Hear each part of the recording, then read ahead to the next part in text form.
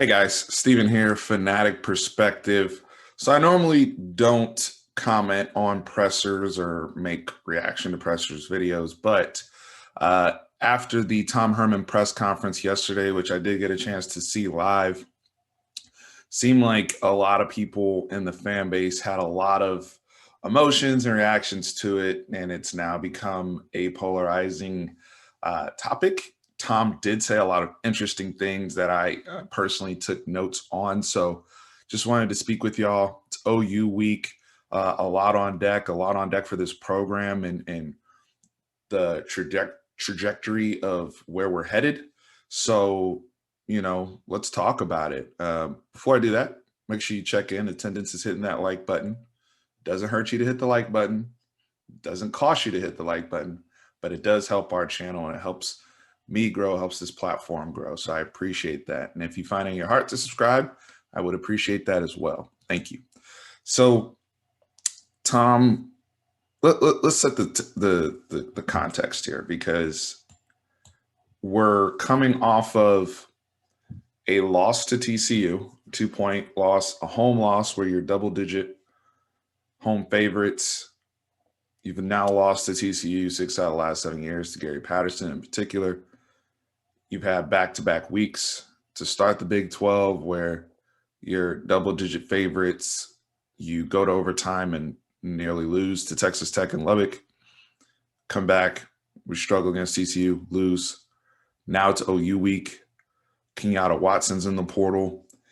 A lot of negativity and stress around the program, and I think the anxiety level is high in the fan base. So the reaction to Tom Herman's presser, I understand the frustration when people hear Tom say we had a great Sunday practice, or the quote unquote, we had a great week of practice when he talks later in the week before the game. I understand the frustration.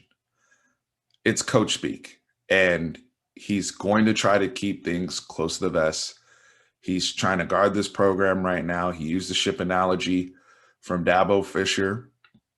Don't worry about the water outside the boat. You got to worry about the water that gets in the boat, to paraphrase. And he's trying to protect the psyche of the program. He's trying to protect the psyche of the kids in particular and himself.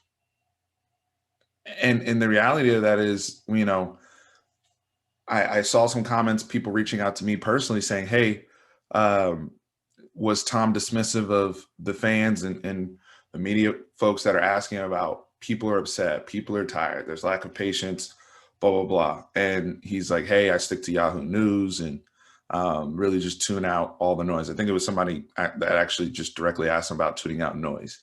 And I agree with that. I think they should tune out noise. I don't think he should try to listen to Joe and Maynor about his thoughts on the fourth quarter. I don't think that's necessarily relevant. Not that Joe's and Maynor's thoughts don't matter or don't count. This is a fan platform and a fan-led experience and channel. But at the same token, they've got to stay focused on their tasks, on their goals, and their pursuits of trying to win the Big 12, their pursuits of staying together as a team. I was very encouraged with what I saw, especially after the Keontae Ingram fumble, of how the team rallied around him, tried to pick the young man up, said, hey, we got you, right? Tom Herman spoke about accountability in the program. I think that's one of the things, because he sounded almost emotional about how good the practice was on Sunday. And he kind of made fun of himself with the whole hyperbole line, right? So he is self-aware. You can't knock him in that regard. I just think that we're as a collective fan base, we're frustrated. We're frustrated from the standpoint of we understand the potentials of this team and what they can do and what they're capable of with the talent that's there, and you have the experience that's there and the staff changes that were made in conjunction with the lack of experience and some of the attrition that's gone on throughout the rest of the Big 12. But it's like we still seem to be meddling around week to week. So that is a stressor. for the fan base, and it should be called out when, you know, large sets of the team are underperforming. So we have to deal with that as fans. I do think it's hard to say, oh, let's be patient and see how things play out through the rest of the year. But just because it's hard doesn't mean that's not the right thing that we should do. There's a lot of conversations right now, message boards, social media, what have you, regarding Urban Meyer, coaches out there, people talking about PJ Fleck, all these coaches that Texas could potentially pursue. I'm still team Tom Herman, and I still think it can work, and I still think he's the answer to getting this done. I do believe that. But he has to be held accountable, and he mentioned when talking about the players of, this is Texas, and at a place like Texas, expectations are always going to be high, and there's a high standard. Well, that goes for you as well, Tom Herman. That goes for the staff. That goes for Chris Ash. That goes for Mike Yursich, Stan Drayton, everyone involved. That is not just a standard for the players. Now, one may say, well, Steve, you guys have been down for over a decade. Is it time to readjust the standard? No, not with the amount of resources that this school has access to, not with the branding, not with, the facilities. I mean, everything that's under the sun, the location where you're at in Texas, the tradition, the history of this program. No, there's a standard.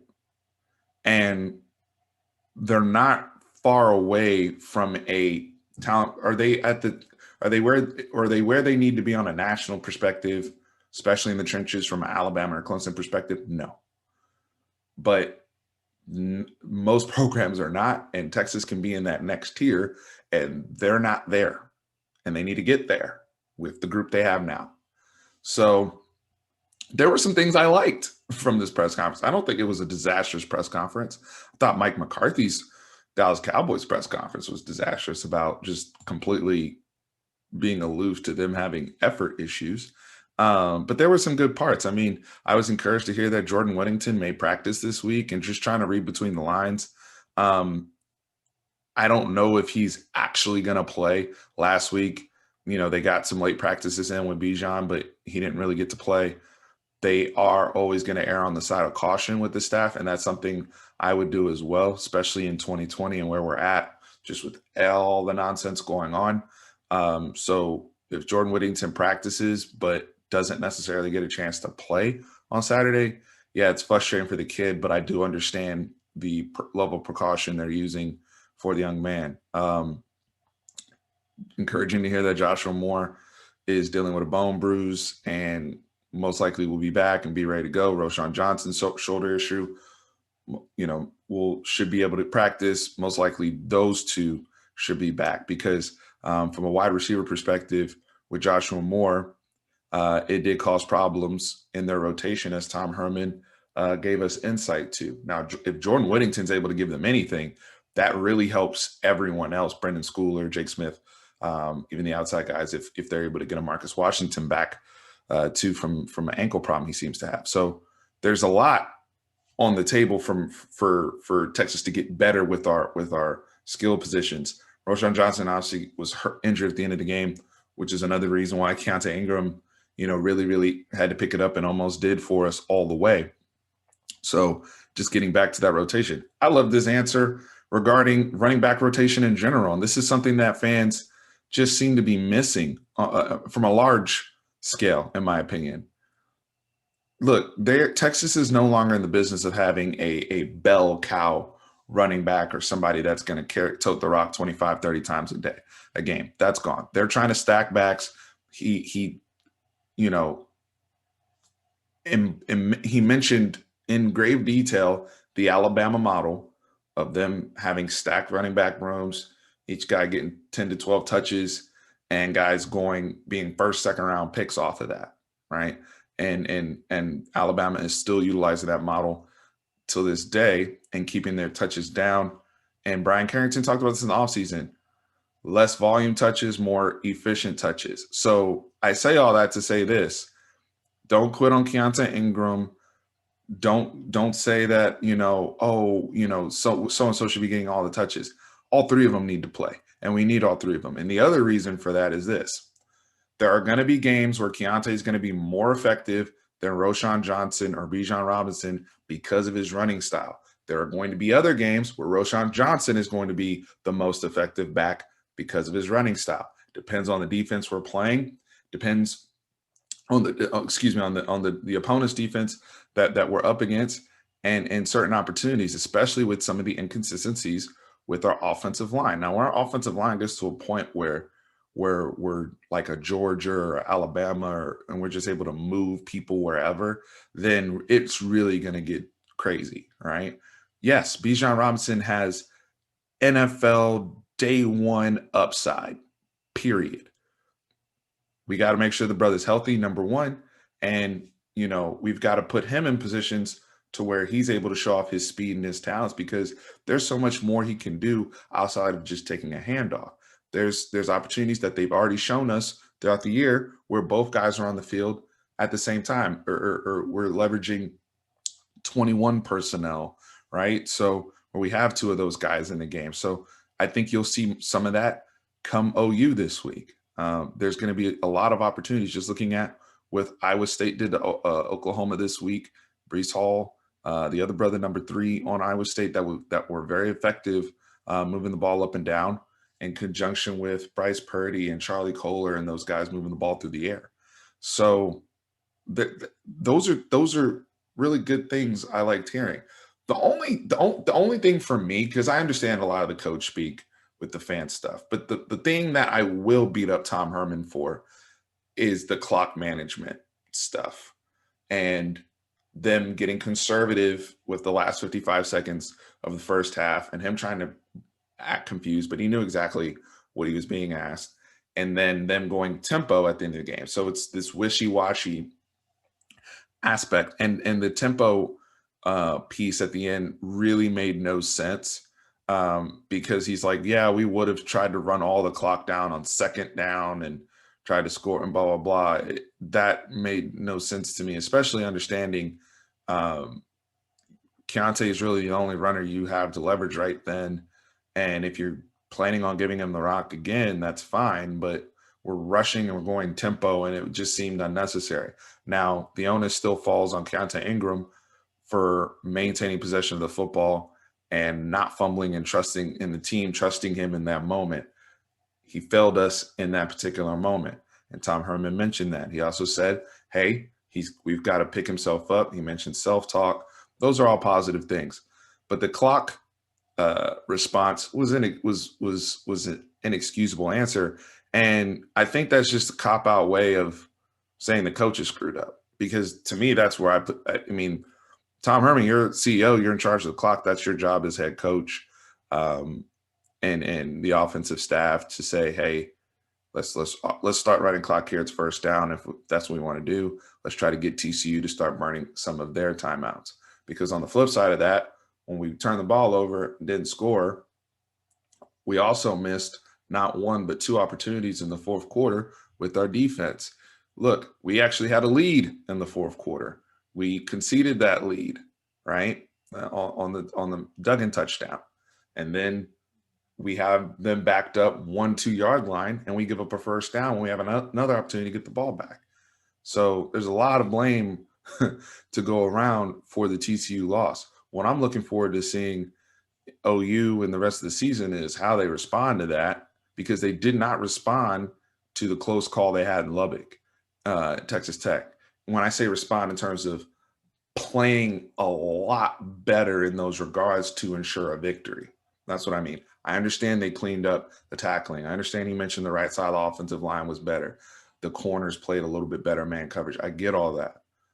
But you're still a 10-point home favorite against an opponent you should beat, in my opinion. So the clock stuff is still a concern for me moving forward, and how they handle those close game situations. I think that's been why Texas has been so hit or miss in those end of game situations. Let me see if there's anything else here that I wanted to touch on. The bottom line is this: the only thing I was upset with was that Everything else is either coach speak or I thought he had some good insight and some good answers. I think what this really boils down to is people are frustrated. We're coming off an L. It's OU week, and it's already feels like almost like an elimination game in some regards because OU can't afford to go 0-3 in the Big 12. We can't afford to lose yet another game to OU and the Red River rivalry. Like all of this is uh, high stressors, right? So, but if we try to frame things in proper context, um, I'd rather him give us the coach speak and all that than, calling out people publicly or disclosing too much information that our opponents can, take advantage of, or people put on, message boards and all that type of stuff, right? You can't have it both ways if you're a Texas fan. You can't. But I'm excited. There's going to be a lot more content coming this week. Tran and I will do our OU Texas preview. I will be going on RJ Young's show tomorrow, Wednesday, 3 p.m. Central Time, to do a OU Texas preview / banter back and forth. And yeah, it should be a fun week as we head into a very, very, very important game in Dallas on Saturday. So like I said, make sure you guys hit that like button. I don't normally like responding to pressers, but just wanted to speak on this. So I appreciate you guys. Have a wonderful day. We'll be back later. Peace. Hey, almost forgot. Horns always up.